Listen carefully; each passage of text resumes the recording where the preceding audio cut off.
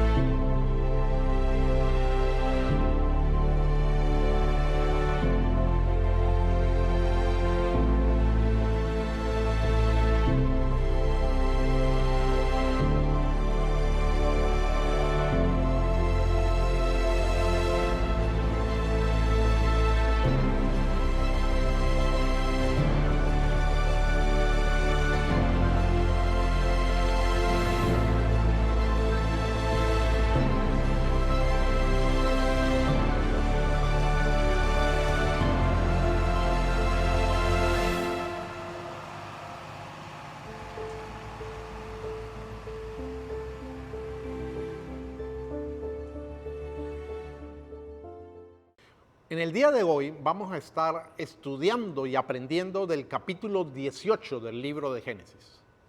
Pero para entender mejor su propósito, necesitamos mirar los antecedentes que se encuentran en el capítulo 17, así que déjenme contárselos de una manera rápida. Ya han pasado 13 años desde el nacimiento de Ismael, el hijo que Abraham tuvo con la esclava. Al fin Dios se vuelve a manifestar en dos ocasiones que son muy cercanas una de la otra, capítulo 17 y 18. Abraham ahora tiene 99 años y Sarai tiene 89 años. Así que han transcurrido 23 años desde que llegaron a la tierra prometida.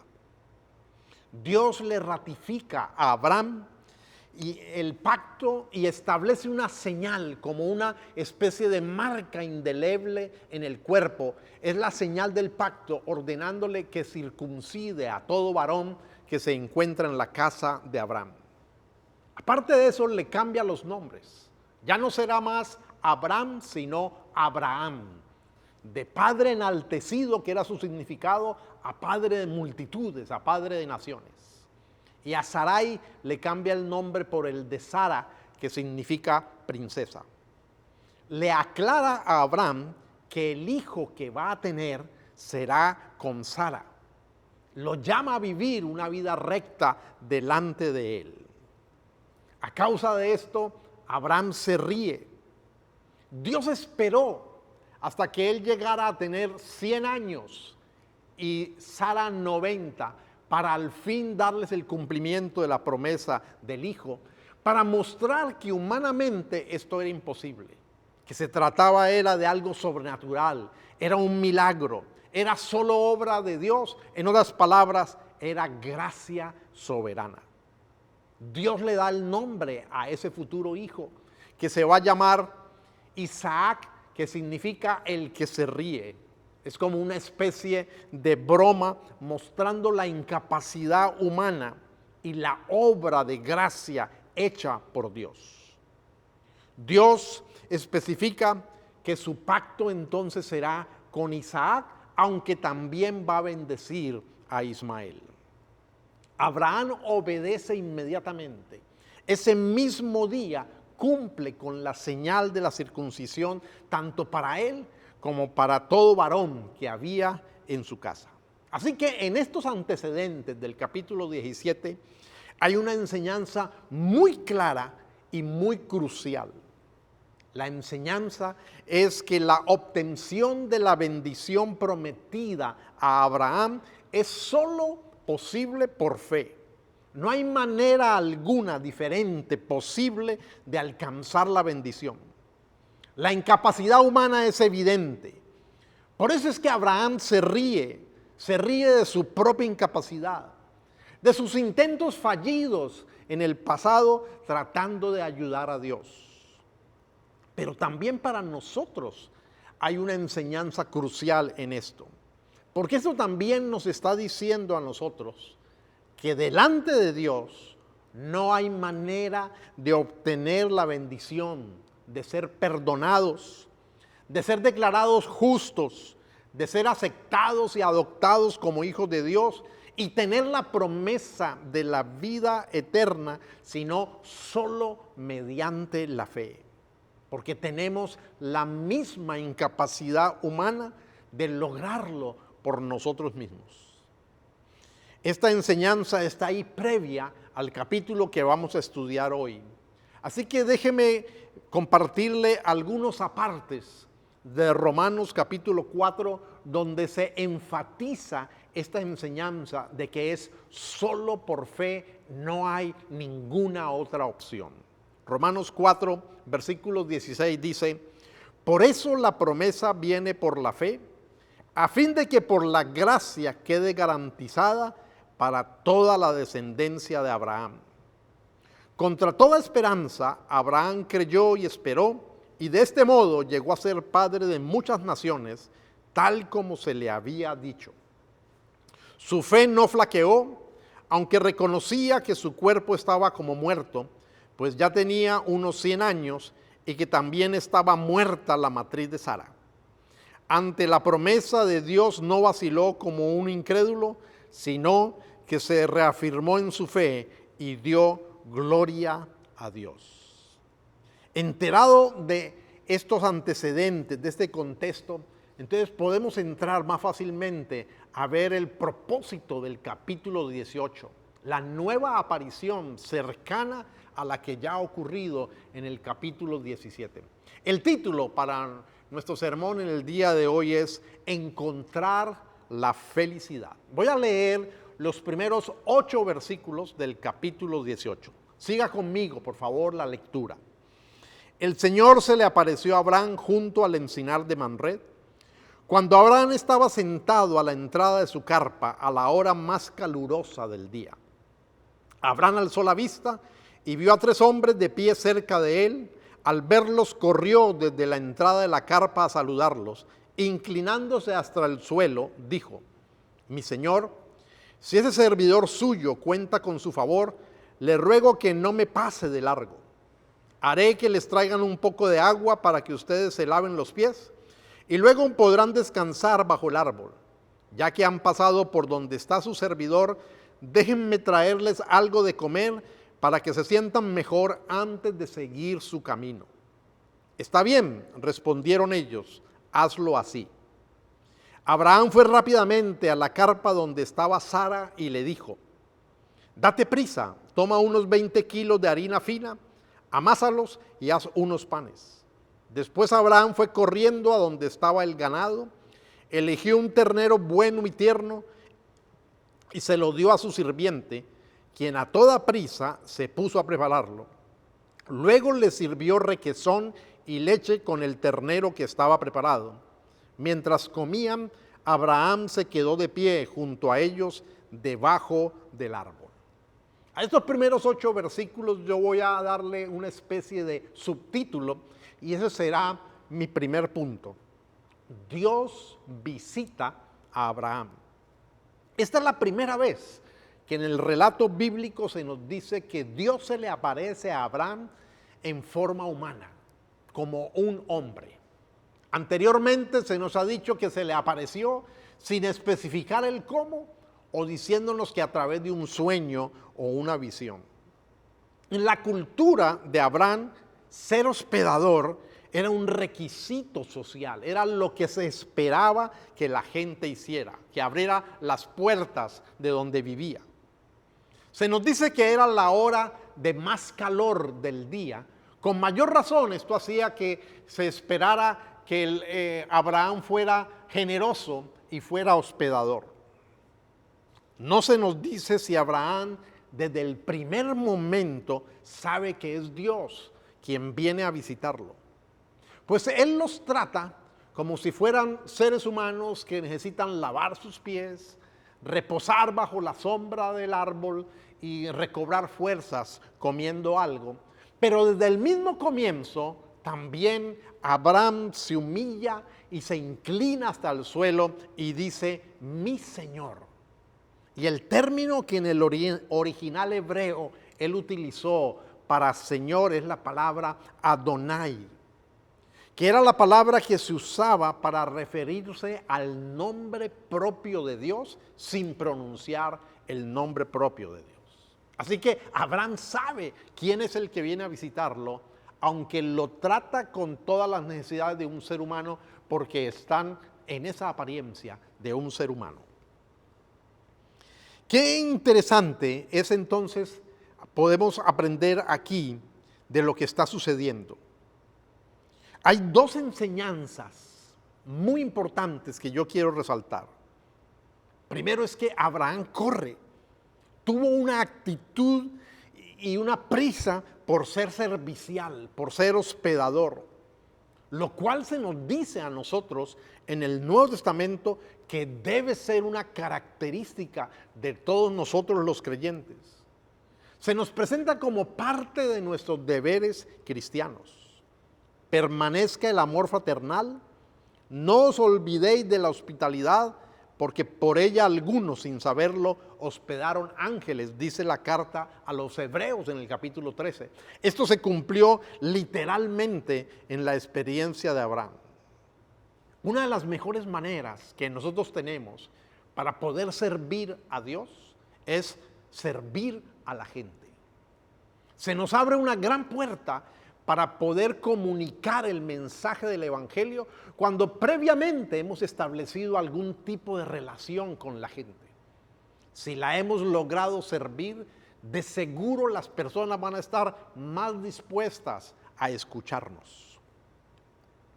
Pero en segundo lugar, aparte de la enseñanza de la hospitalidad, yo lo que quiero resaltar o quiero hacer una aplicación a nuestra vida es mirando que Dios también ha venido a visitarnos a nosotros, así como fue a visitar a Abraham.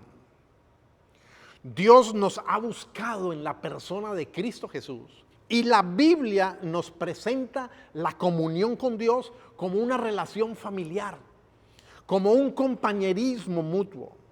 La Biblia utiliza bastante la imagen de compartir una comida para referirse al reino de Dios. Y se nos muestra en esa imagen que somos invitados a compartir un banquete con el Rey, con Dios en íntima comunión. Así que la imagen bíblica es contraria a la imagen de las religiones. Porque las religiones siempre nos transmiten el concepto de que el ser humano está tratando de alcanzar a Dios, tratando de agradarlo, tratando entonces de buscarlo y ser aceptado por Él. Pero la imagen bíblica es a la inversa. Nos muestra al Dios todopoderoso que viene hasta nosotros los seres humanos, a pesar de que somos débiles, que somos polvo y que no somos merecedores de su compañía.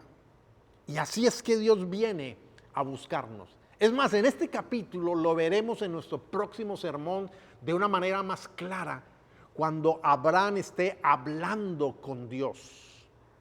Pero permítame usar en este momento una ilustración, la cual no estoy seguro si fue una historia exacta, así como se la voy a contar, o si fue una adaptación que hicieron. Pero de igual manera, la enseñanza que transmite es muy válida para nosotros en este momento. Se dice que Cosroes, uno de los más importantes reyes de la segunda temporada del Imperio Persa, quien vivió en el año 501 hasta el 579, quiso tener una mayor cercanía con sus súbditos.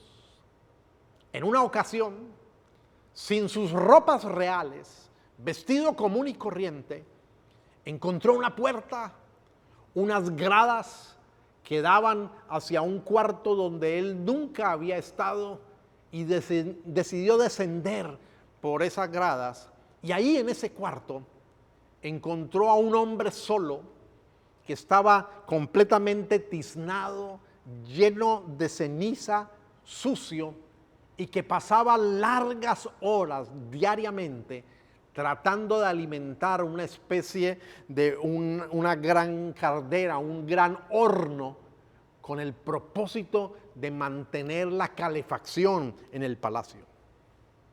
El rey, sin revelar su identidad y sin ser reconocido, entabla una relación con este hombre y comparte con él no solamente en esa ocasión, sino que vuelve y lo visita en varias ocasiones más. Es más, acepta comer del rústico y del común pan que este hombre tenía como parte de su alimentación, y juntos también toman agua. Hasta que un día el rey decide revelarle su identidad y le dice: yo soy tu emperador, yo soy tu rey, así que pídeme lo que quieras. Y ante el asombro del súbdito, este se queda sin respuesta alguna. Yo soy tu rey, yo puedo hacerte inmensamente rico en este momento. Pídeme lo que quieras, insistió el monarca. Majestad, contestó el asustado hombre, yo lo entiendo, pero lo más valioso que usted pudiera darme, ya me lo ha dado, y es su amistad, de la cual no soy digno. Qué interesante ilustración esta. Cristo dijo, refiriéndose a sí mismo, porque el Hijo del Hombre vino a buscar y a salvar lo que se había perdido. Cristo se hizo hombre para alcanzarnos y así nos ha ofrecido de igual manera su amistad. Cristo en varias ocasiones entró en la casa de las personas y compartió una cena con ellos, una comida. Jesús cenó con sus discípulos y en esa última cena Él estableció el mandamiento de tomar la Santa Cena como un testimonio de que estamos unidos a Él, de que le pertenecemos a Él, de que somos parte de su cuerpo, de su iglesia y que estamos en comunión con Él. Así que déjame preguntarte, ¿cómo está tu diligencia para tener comunión con Dios? ¿Cómo está tu vida de oración, lectura, estudio y práctica de la Biblia? ¿Realmente valoras la amistad y comunión que Dios te está ofreciendo? Abraham le dijo a Dios: le ruego que no me pase de largo. Así que, hablando figuradamente, está Dios viniendo a visitarte y ni siquiera lo has reconocido. ¿Estás dejando que Él siga de largo? ¿Estás esperando simplemente hasta el domingo para expresarle tu amor y tu gratitud? ¿O has hecho de la comunión con Dios un modo de vida, con tiempos específicos para intensificar esa intimidad, esa amistad? Veamos ahora el resto del texto hasta el versículo 15 para entrar en nuestro segundo punto. Por favor, siga la lectura conmigo. Entonces ellos le preguntaron: ¿dónde está Sara, tu esposa? Allí en la carpa, le respondió. Dentro de un año volveré a verte, dijo uno de ellos, y para entonces tu esposa Sara tendrá un hijo. Sara estaba escuchando a la entrada de la carpa, a espaldas del que hablaba. Abraham y Sara eran ya bastante ancianos, y Sara ya había dejado de menstruar. Por eso Sara se rió y pensó: ¿acaso voy a tener este placer ahora que ya estoy consumida y mi esposo es tan viejo?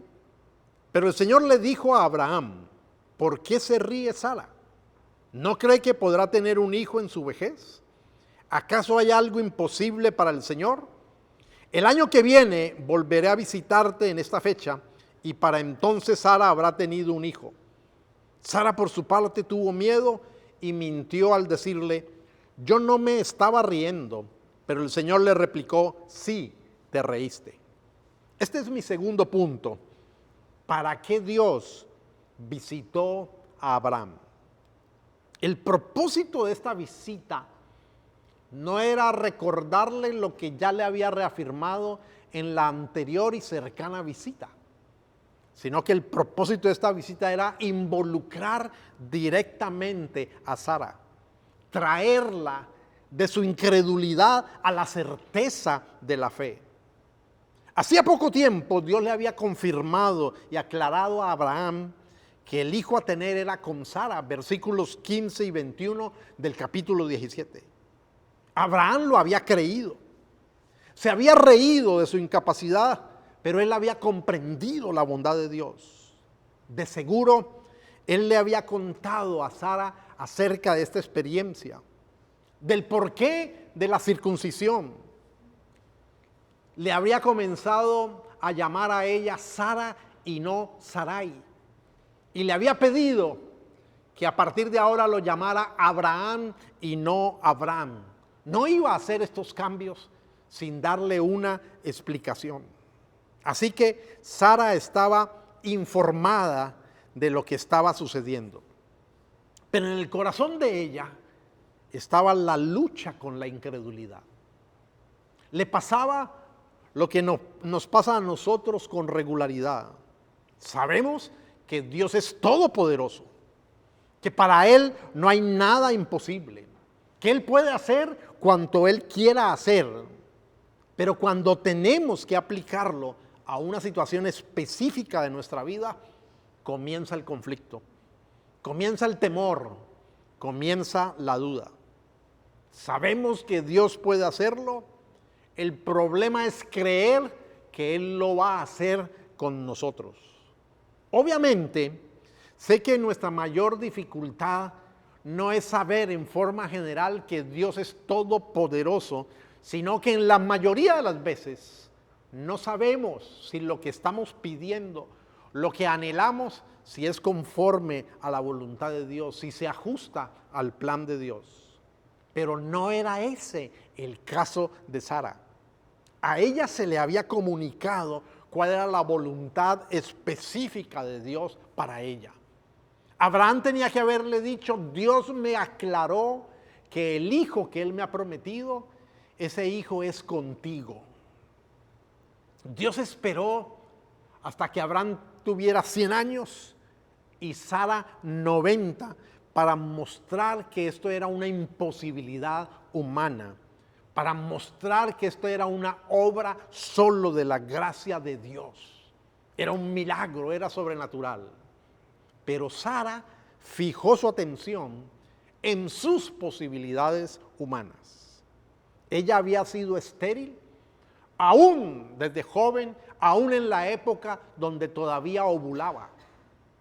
Ahora tenía 90 años, ya no ovulaba, ya no existía la remota posibilidad de quedar embarazada. Y para colmo de males, podríamos decir, su galán era un hombre ahora de 100 años.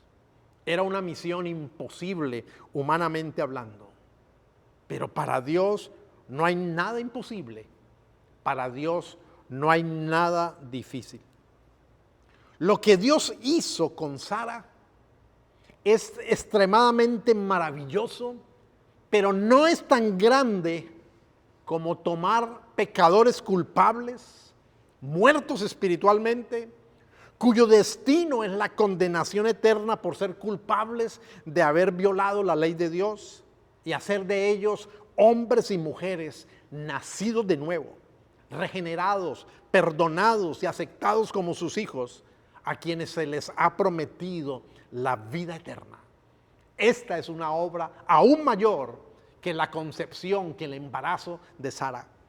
Esto es lo que el Evangelio de Cristo hace, lo que la obra de redención de Dios hace en nuestro favor. Es posible que para el ser humano crea que él puede llegar a merecer y llegar a ganarse el favor de Dios para no ser condenado. Pero la Biblia lo que enseña es que es imposible para el ser humano ganarse y merecerse el perdón de Dios. Es totalmente imposible, pero para Dios es totalmente posible y Él ha provisto un medio, y ese medio es la fe y el arrepentimiento. En el Evangelio de Mateo, en un diálogo de Jesús con sus discípulos, lo expresa así, Mateo 19, 25 y 26. Al oír esto, los discípulos quedaron desconcertados y decían: en ese caso, ¿quién podrá salvarse?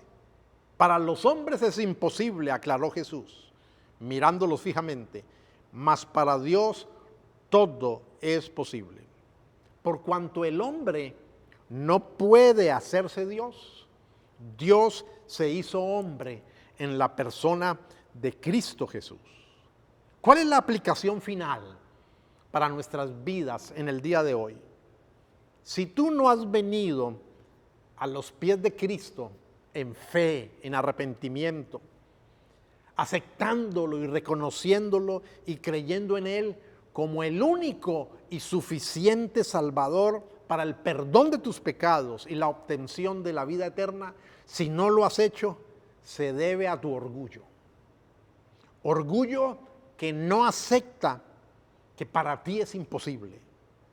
Quieres tener mérito en la obtención de tu salvación, pero ese es un camino imposible, porque no podemos pagar el precio que Dios estableció, el derramamiento de sangre inocente, sangre sin pecado.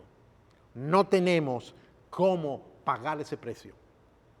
El único camino es la fe, fe que se humilla y reconoce que solo Dios puede hacerlo, que la gloria y la alabanza es solo para Él, ya que en Cristo Jesús nos otorga gratuitamente su perdón.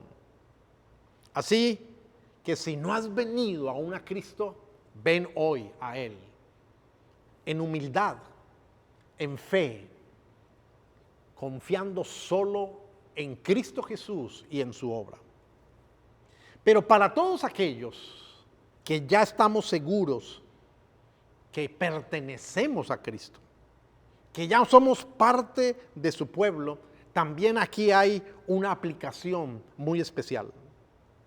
Aprendamos a colocar los ojos en Cristo y no en nuestras posibilidades, en nuestras situaciones específicas y cotidianas.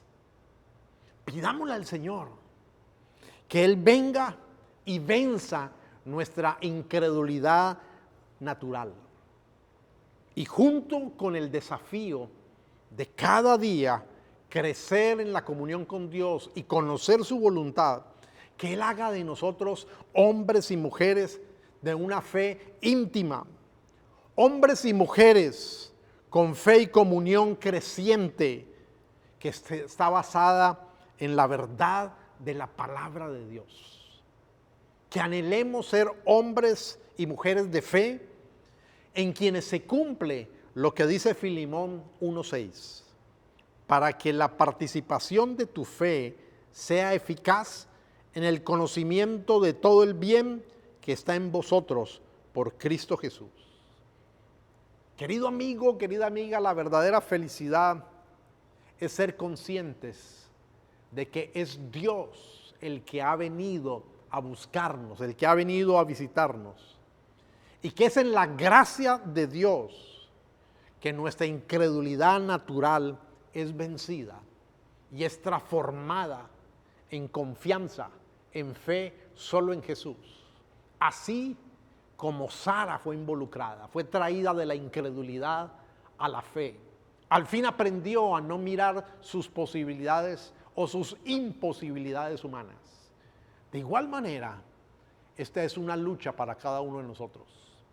Aceptar que nuestro destino eterno es imposible para nosotros, pero posible para Dios.